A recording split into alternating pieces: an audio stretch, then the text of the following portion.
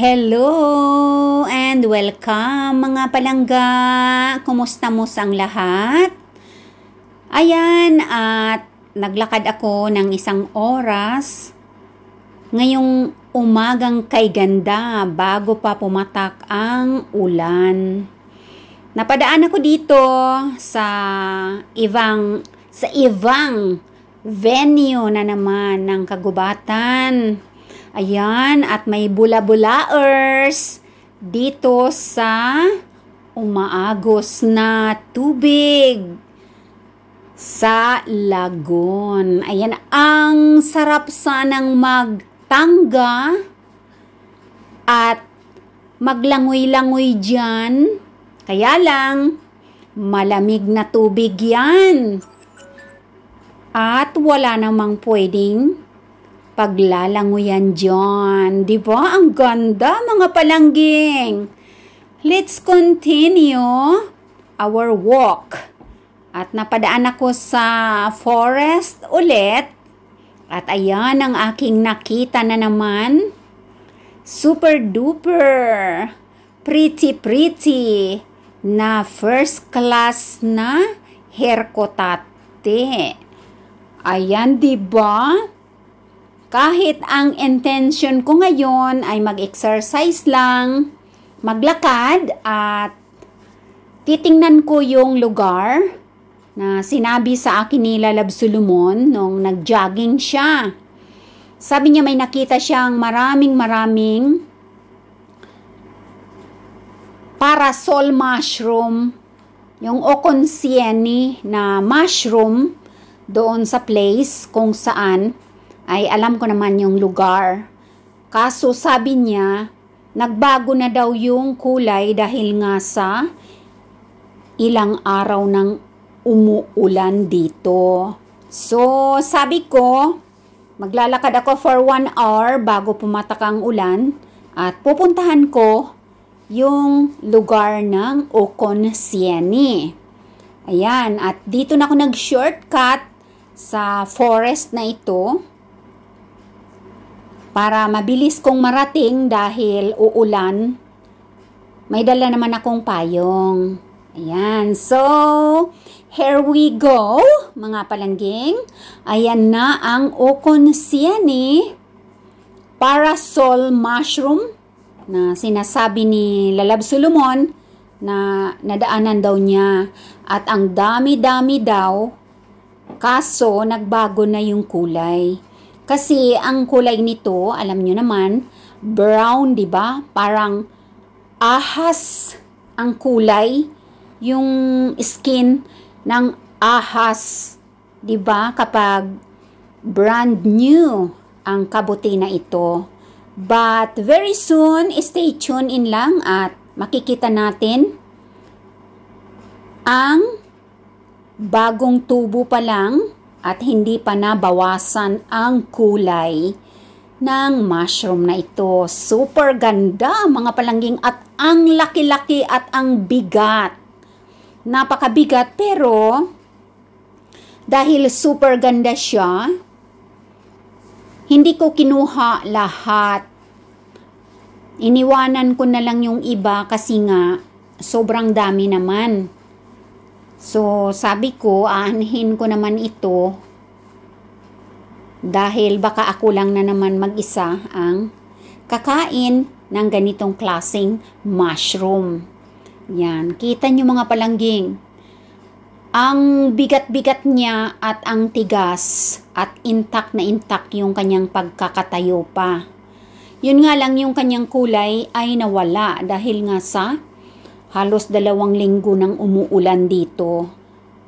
Sabi ko nga sana, kung hindi lang umulan, nagbisita ako dito sa place na to para nakita ko ng unang tubo pa lang na hindi pa ganyan kalapad. Sobrang laki, mga palangging, at ang bigat.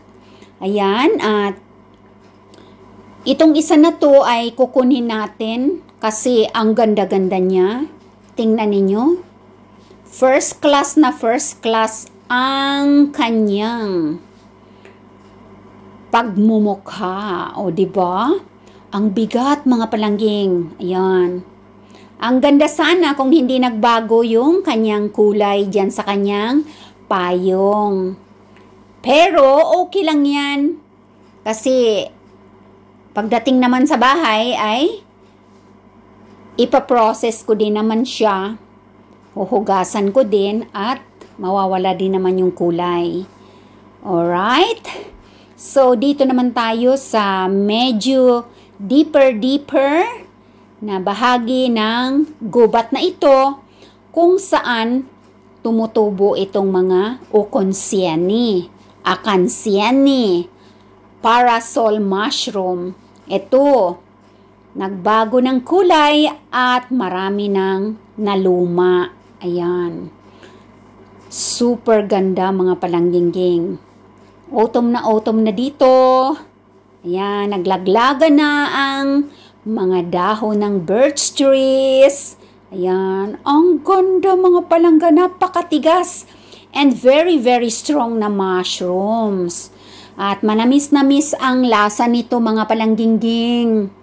Para siyang karning baka na hiniwa-hiwa ng manipis. Ayan. At kapag lulutuin mo, para siyang espongha. Oops! Sorry naman. Ayan, kinain na kasi siya ng nilalang na paboritong kainin syempre, ang ganitong klaseng mushroom. Kaya natumba na siya. Kinain na yung kanyang stem. Ayan o. Oh, nandoon pa nga siya kulay itim. Oh, kulay itim siya na para siyang beetle. Ayan. Oh, kita ninyo? Para siyang beetle. Paborito niyang kainin ang mushroom na ito. Ayan.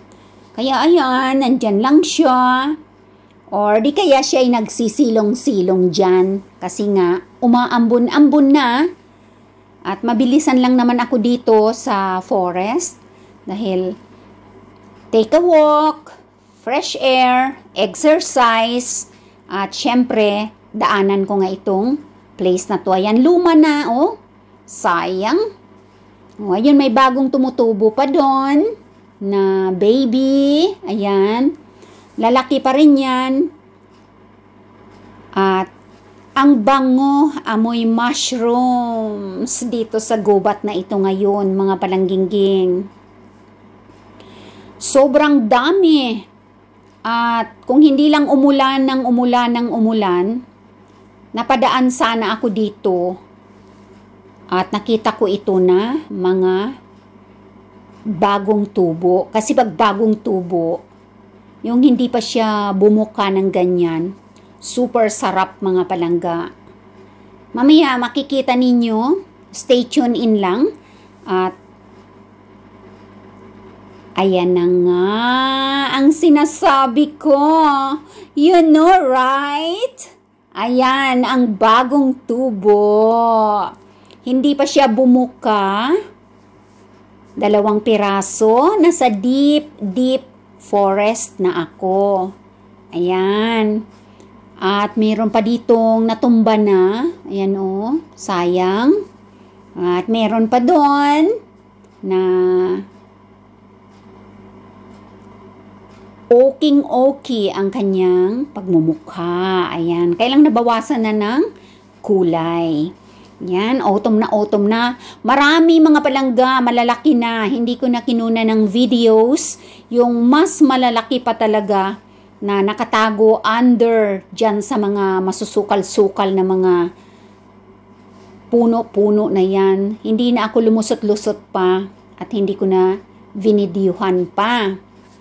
Ang dami. Siguro may 25 peraso or mahigit pa ang nakita ko ngayon.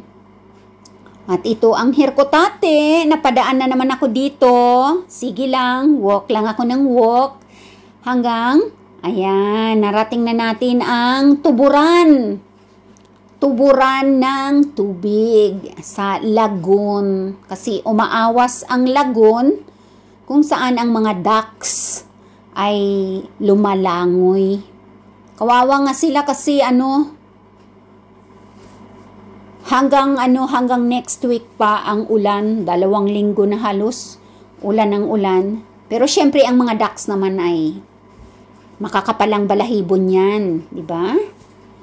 At mabubuhay sila sa tubig syempre. At ito na mga palanggingging, kumusta kayong lahat dyan? Ayan, dito na ako sa bahay. Ang bilis ko, di ba?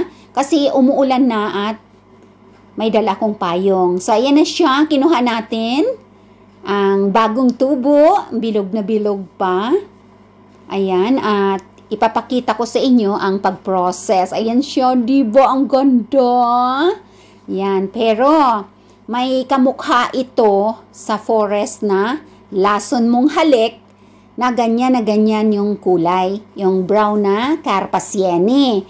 Pero, makikita ninyo ang diferensya sa lapad ng payong at sa stem na ito ay kinakain at ang katulad at ka-look alike niya na brown Carpasiene ay punggok, maikli ang kanyang tangkay, ang kanyang stem.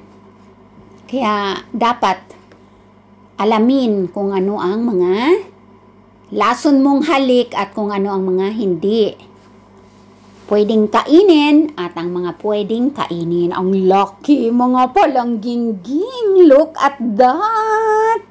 Super duper! Kita ninyo mga palangga?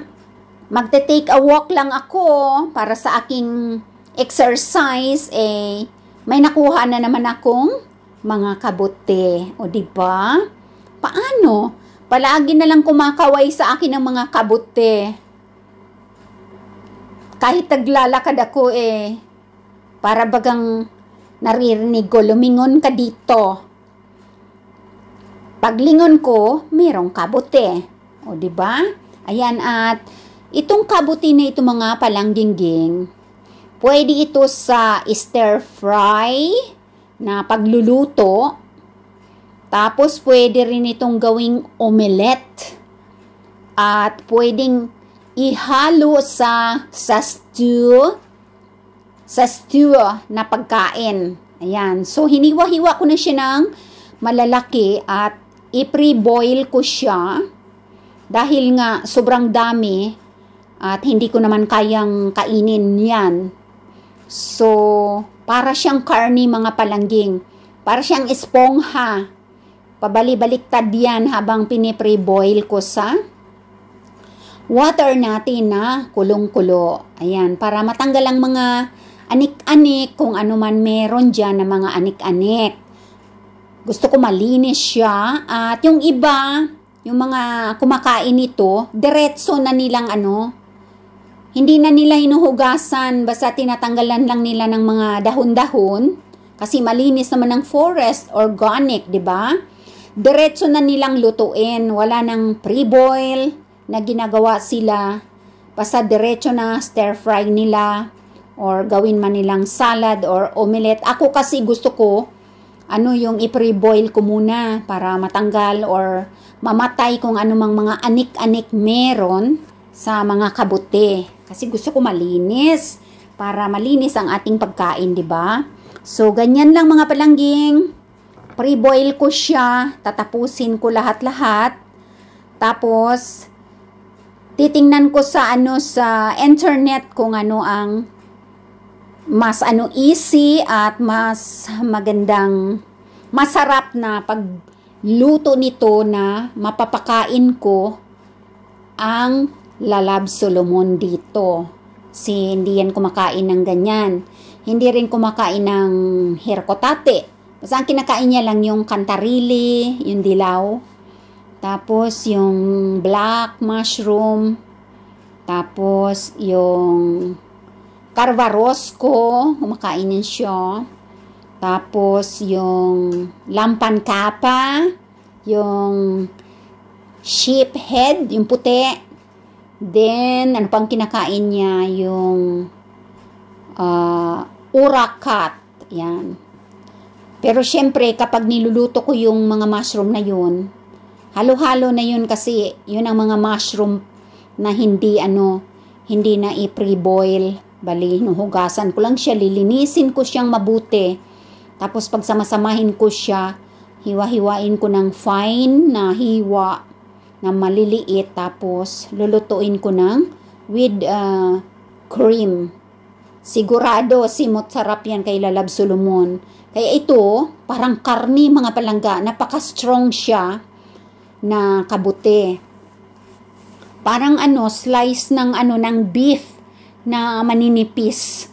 Yan, ganyan lang siya, malapad. Tapos pag nahango ko na siya sa plato, parang siya yung tumitigas siya na parang karne.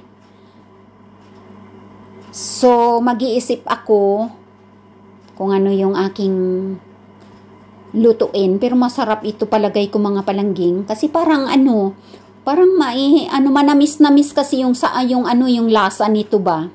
Parang iniisip ko, bibili ako ng salmon, no? Ng salmon fish na fresh. Tapos, ko siya, parang ko lang sa kawali ba? Tapos, dahil na pre-boil ko na ito, sasahugan ko siya ng ganyan.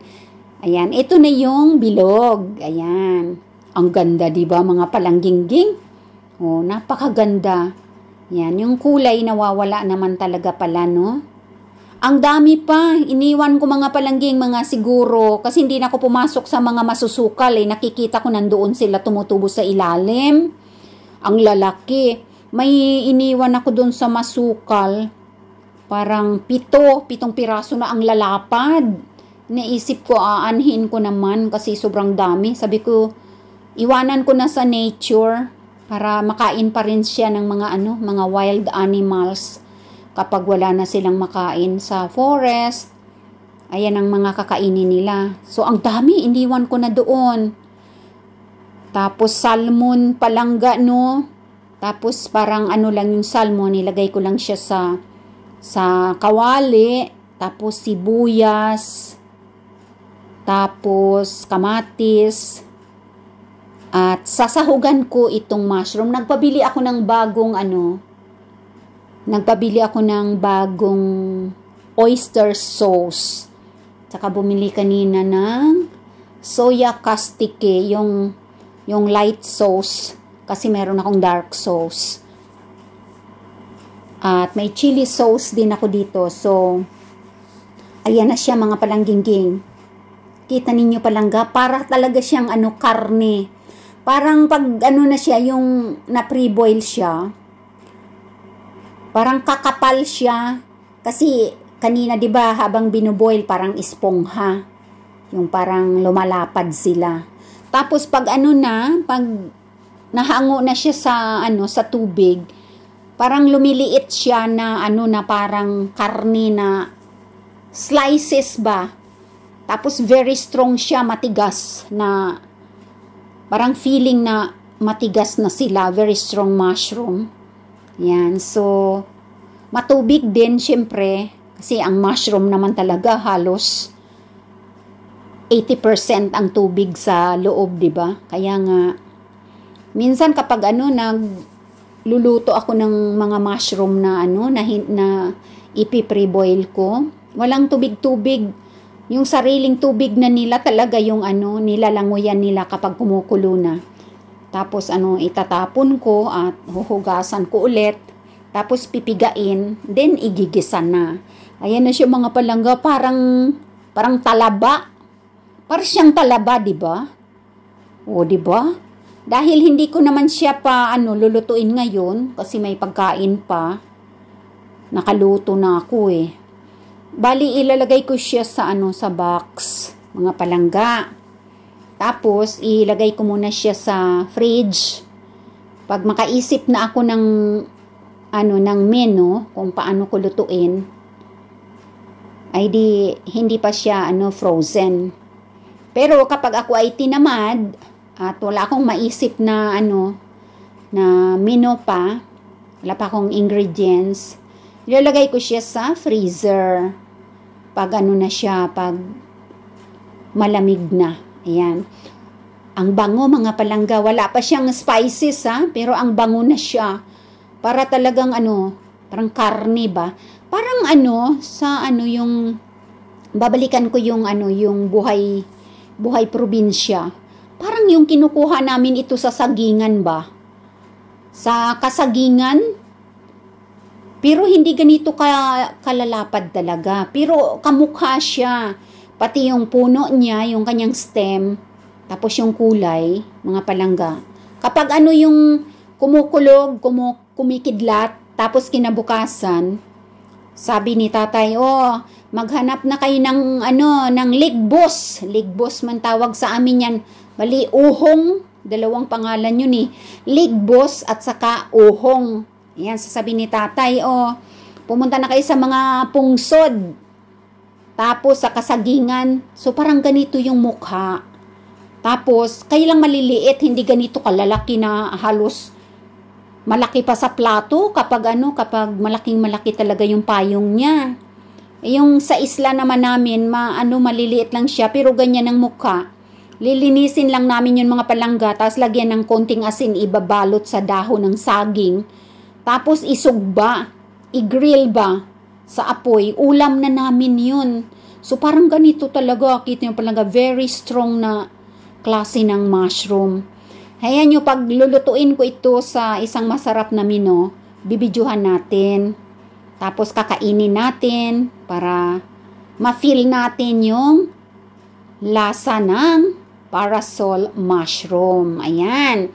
So sa mga palangging dyan, ayan, at ibalot-balot ko na, i-box ko na dyan para lahat kayo ay may Sharon, may balutin kayo dyan. Balutin mo ako, di ba? Para may Sharon kayo dyan. Hati-hati. 2 box dyan. Ayun. At ipapasharon ko sa inyo yan kapag naluto na natin, mga palangging ha. Thank you so much everyone sa aking mga palangga na mga members, sa aking mga palangga dyan na nagsusuper chatter. Alam nyo na yan kung sino kayo, di ba? Yan, dali, parang talaba.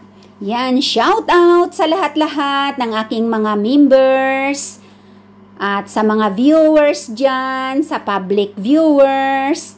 Thank you so much for watching dito sa ating video na ito at sa aking pag-walk ng mabilisan ngayong umagang kay ganda. Ayan, at bago umulan, nandito na ako sa bahay at ayan, magic, na-prepare na natin lahat at ayahay na ang buhay ng Reyna King Angabel. Ayan, laging tatandaan. Mga palangging, palangga ko kamutanan. Thank you so much. Ingat kayong lahat. And bye-bye. Hasta la vista, baby. Thank you.